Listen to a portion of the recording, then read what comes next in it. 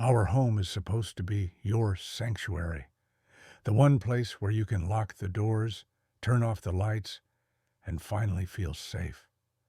But what if that feeling is an illusion? Tonight, we bring you three true stories that prove terror can walk in through your own front door. Strangers, shadows, footsteps in empty hallways, things you never notice until it's too late. Some were caught on camera, some were only discovered after the intruder was gone, and some were never caught at all. So lock your doors, check your windows, and keep your phone close. Because these aren't just stories. They're real events that will make you question every creak in your floorboards. Subscribe to Veil of Dread Horror Stories and step carefully into the world where your home might not be yours anymore. Story 1. The Silent Caller. It started with a phone call, but it wasn't a call anyone could answer. I live alone. My apartment is small but comfortable. 2 bedrooms, 1 bathroom, a kitchen that smells faintly of vanilla in the mornings. I've always felt safe there. Locks on every door, a peephole, and the kind of neighbor who waves and smiles, pretending to care. I should have felt safe. I should have been able to trust the walls around me. But sometimes, safety is just a word.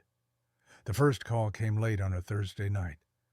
My phone rang at 2:13 a.m., and when I picked it up, there was only silence. At first, I thought it was a wrong number. Maybe someone misdialed. I hung up, went back to bed, and tried to forget it. The second call came at 2:47 a.m. Again, silence. This time, I noticed something strange. A faint background noise, like someone breathing, but not over the line, almost behind me. I live alone. I checked every corner of the apartment. Nothing. I started leaving the phone on the counter, unplugged from the charger. But the calls kept coming. Every night, same time. A week later, I came home from work to find the apartment door slightly ajar. I never leave it unlocked. Never.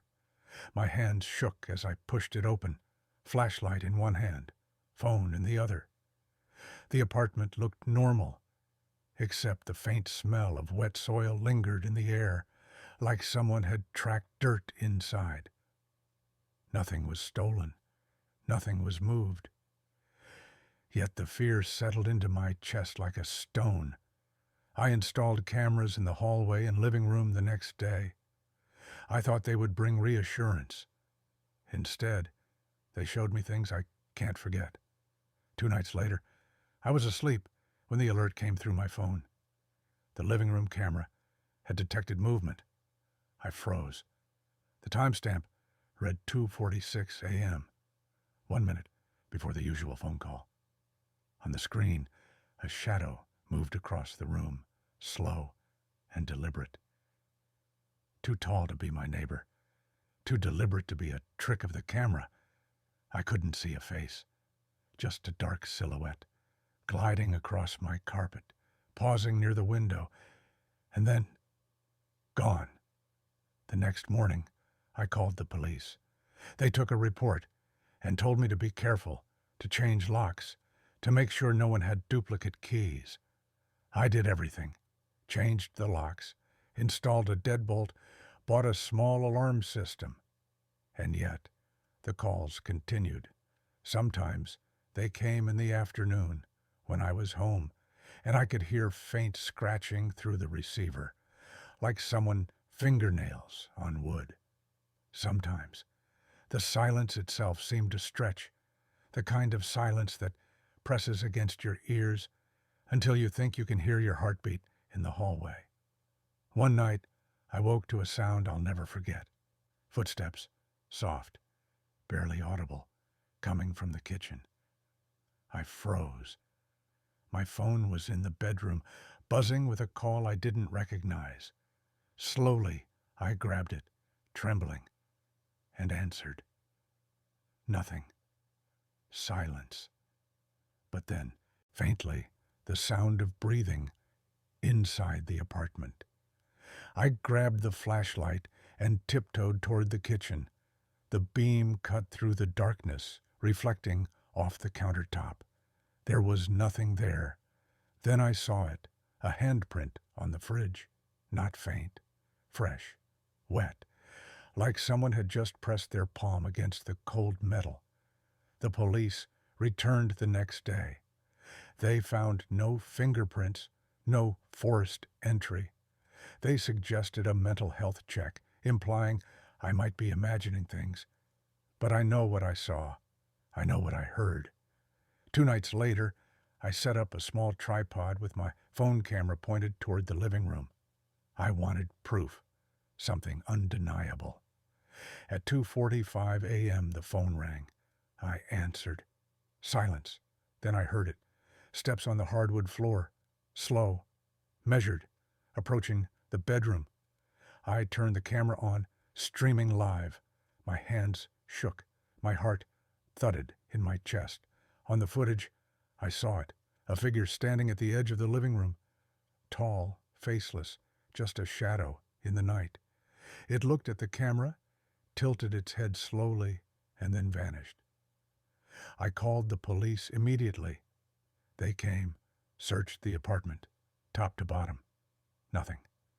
No sign of forced entry, no fingerprints, no footprints in the dust. They left, shaking their heads. Be careful, one of them said. Make sure your doors are locked. I locked everything. All windows, all doors. Checked every corner, even sealed the vents with tape. But the phone rang again at 2:46 a.m. It was a Tuesday. I decided to leave the apartment for the night. Stayed at a friend's place, hoping distance would help. At 2:46 a.m., the phone rang. My friend answered, confused. The call was coming from inside the apartment. No one was supposed to be there. I moved after that. New apartment, new locks, a new life. Or so I thought. 3 months later, I was asleep when the new phone rang. Unknown number. I didn't pick up. But the faint sound of footsteps woke me. From the bedroom, I looked up. The bedroom door creaked open. A shadow crossed the threshold. No face, just a silhouette. Tall, silent. And I realized, home is never truly safe. Story 2, The Window Watcher. It started as a feeling, a sense that someone was watching. I live in a small suburban house. Quiet street, neatly trimmed lawns, neighbors who wave politely but never linger. My husband and I moved here 3 years ago, looking for peace. We got it. Or at least, we thought we did. The first sign was subtle. At night, when I woke to go to the bathroom, I'd feel a chill near the window. I blamed it on drafts, on the cold autumn air sneaking through the seals. But then I noticed small things. A smudge on the outside of the glass, high up, like someone had pressed their hand. A footprint in the garden outside, when the ground was too soft to hold one, from a neighbor's cat. I told myself I was imagining it. Maybe I was tired. Maybe I was wrong. One night around 1:30 a.m., I woke to the sound of tapping, soft, deliberate, coming from the bedroom window. My heart jumped. I sat up slowly, ears straining. There it was again. Tap, tap, tap. I reached over and flicked on a bedside lamp. Nothing. The curtain barely moved. The lawn outside was empty. I tried to convince myself it was a branch, wind, anything natural. But instinct screamed otherwise. The next day I told my husband. He brushed it off. Probably a tree, he said. Don't worry. But that night, the tapping returned. Louder, more insistent. I couldn't sleep. I sat by the window, flashlight in hand, scanning the yard. At first nothing. Then I saw it. A figure crouched by the edge of the porch, too tall to be a child. Motionless. Watching. I froze. My heart pounded. I whispered my husband's name. Nothing. The figure didn't move, and then it vanished. The following week, the sense of being watched intensified. Lights would flicker. Doors that I swore I had locked were sometimes slightly ajar in the morning. My husband thought I was paranoid. I began to question my own mind. Then the phone calls started. No voice, just silence. Heavy breathing, barely audible, then a click. The number never showed. One night, I couldn't take it anymore. I installed security cameras facing every window, every door, every corner of the house. I set motion sensors, alarms, even bought a dog, a large, noisy German shepherd named Max. For a while, it seemed to work. No tapping, no shadowy figures, no calls, until the storm. It was a Friday night, wind howling, rain lashing against the windows. I was alone. My husband had stayed late at work. Max was asleep at the foot of the bed. Around 2 a.m., the tapping returned. Rapid, frantic, like someone trying to get in. I grabbed a flashlight and went to the window. The lawn was obscured by rain, but I could see movement. Someone was there, tall, dark silhouette, no face, watching, waiting. I called the police immediately. They arrived 20 minutes later. By then, the figure was gone. They searched the perimeter, found nothing, no footprints, no signs of forced entry. They told me to be careful, lock all doors, and report anything unusual. But it wasn't over. The next morning I noticed something chilling, a small handprint on the inside of the glass. Not wet, not smudged, just pressed there, high enough that it couldn't be a child. And beneath it, a faint message scratched into the condensation. I see you. Over the next month, the sightings became more frequent. A figure at the window, just standing, watching, sometimes tapping, sometimes silent, always gone when anyone else looked. I began sleeping with lights on, doors locked, blinds closed. I bought extra locks, reinforced doors, even cameras inside the house. Nothing helped. One night, I woke to Max, growling. At the window, he stared, hackles raised. I flicked on the light. The figure was there, tall, dark, faceless, pressing its hands against the glass. I screamed. The figure vanished, but the scratching remained. On the glass, small, deliberate letters, forming a single word. Soon. The police never found anyone. No signs of entry. No footprints. Nothing. I moved after that. New house, new locks, new street.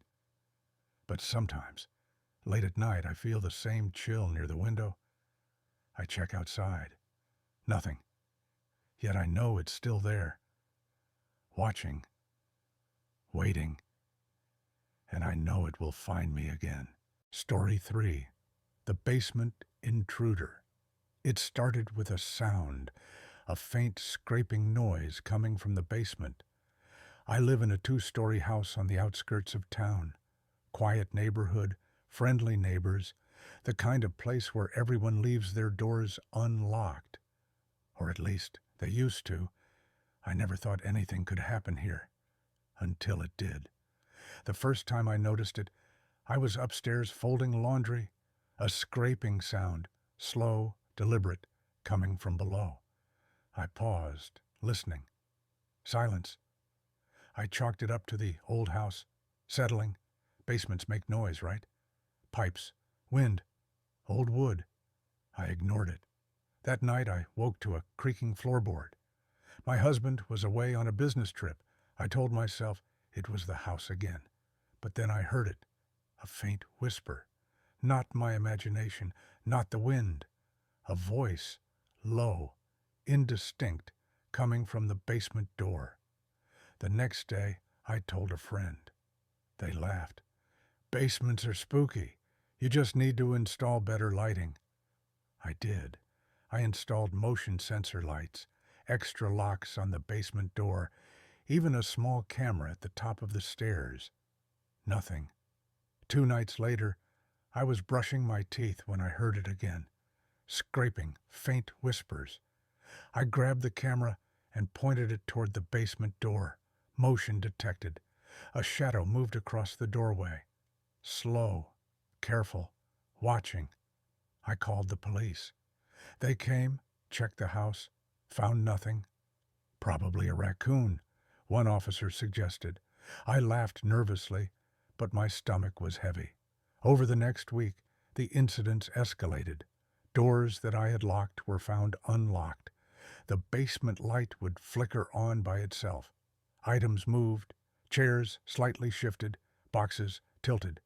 One night, I went to check the basement, flashlight in hand, heart pounding. At the bottom of the stairs, I saw it, a figure crouched in the corner, tall, face obscured by shadows. I froze. The figure didn't move, didn't speak, just watched. I ran upstairs and locked the door behind me. The basement remained dark and silent for a few hours. Then I heard it again, a slow, deliberate scratching at the basement door. I installed a reinforced lock the next day. Nothing could get in now, I thought. But that night, the sound returned. Louder, more insistent. I grabbed my phone, dialed 911. The operator answered. I whispered frantically about the intruder in my basement. They said they would send someone immediately. Before they arrived, the scratching stopped. The police searched the house. Basement empty. No footprints. No signs of entry. I tried to convince myself it was over, that maybe it had been a prank, or my mind playing tricks. But I knew better. A few nights later, I was sleeping when I heard it. Footsteps, heavy, deliberate, coming from below the basement stairs. I jumped out of bed, grabbing a bat from the closet. I yelled, "Who's there?"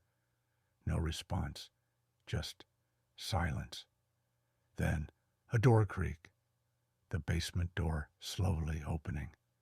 I ran outside, bat in hand, my phone dialing 911. When the police arrived, the basement was empty again, but the motion sensor light had been turned on from inside. Weeks passed. I moved furniture, replaced locks, installed alarms. I even considered leaving the house entirely. Then one night I found it. A note taped to the basement door. "You can run, but I know where you sleep." I moved out the next day. Sold the house. New city, new apartment, new locks. But I still wake up sometimes in the middle of the night. Heart pounding. I check every door, every window. And I know the basement intruder isn't gone. He's just waiting.